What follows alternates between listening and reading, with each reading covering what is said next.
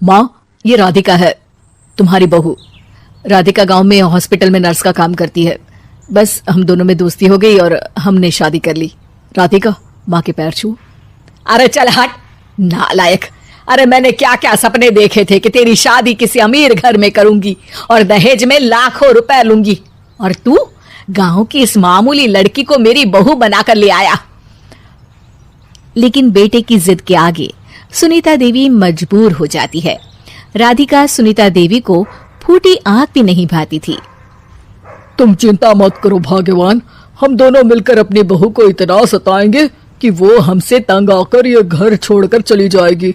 फिर हम अपने बेटे की शादी किसी बड़े सेठ की बेटी से कर देंगे, ठीक है?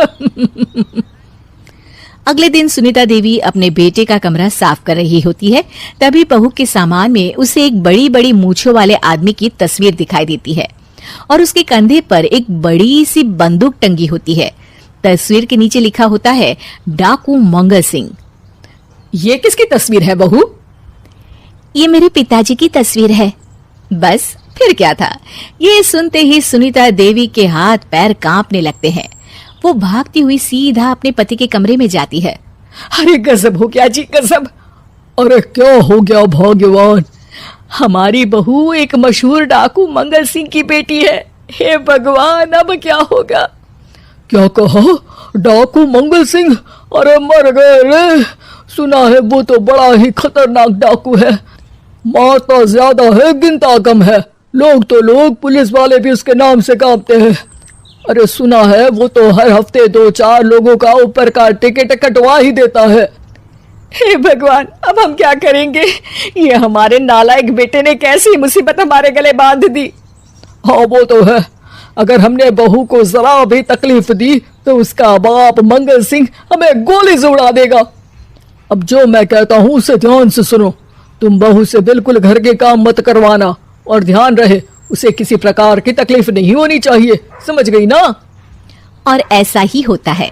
अगले दिन सुनीता देवी रसोई में खाना बना रही होती है कि तभी, ये क्या माँ जी, मेरे रहते आप खाना बना रही हैं?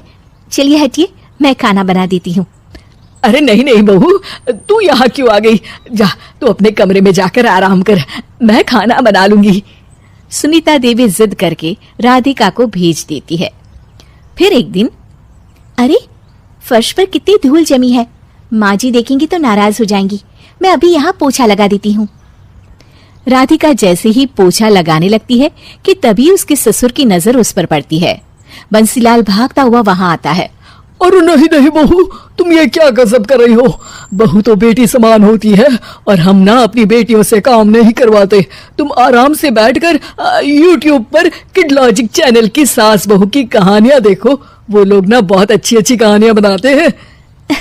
सच? आप देखते हैं? अरे मैं तो रोज देखता हूँ। शहर की बहू तो मेरी फेवरेट कहानी है। हाँ, ये कहकर बंसीलाल पोछा लगाने लगता है।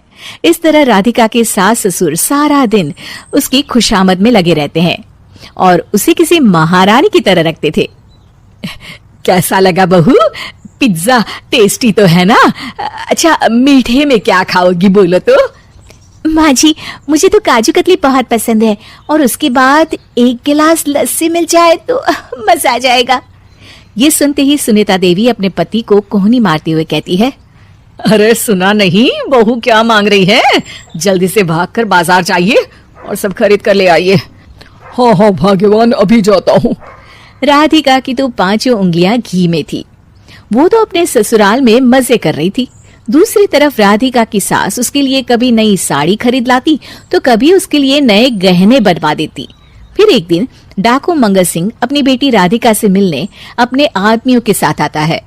उन सबको देखते ही राधिका के सास ससुर डर के मारे कांपने लगते हैं। मर गया रे, डाकू मंगल सिंह तो सच में कितना डरावना दिखता है। ऊपर से इतनी बड़ी बंदूक लेकर घूमता है। कैसे हैं समधी जी? क्या हुआ? आप इतना घबरा क्यों रहे हैं? और आपको इतना पसीना क्यों आ रहा है? आपकी तबीयत तो ठीक है ना? जी अभी तक तो ठीक है, पर लगता है बहुत जल्द खराब होने वाली है। क्या कहा आपने? जी कुछ नहीं, बताइए कैसे आना हुआ? दरअसल आज आपके शहर में हमारी नाटंकी मंडली का प्रोग्राम है, तो इसी बहाने सोचा बेटी का ससुराल भी देखता चलूं। ये सुनते ही राधिका के सास ससुर हैरान हो जाते हैं। क्या कहा? आप नौटंकी में काम करते हैं? हाँ माँ जी, पिताजी डाकू की एक्टिंग बहुत अच्छी करते हैं। उन्हें तो कई अवार्ड भी मिल चुके हैं। और ये बंदूक, ये तो असली लगती है।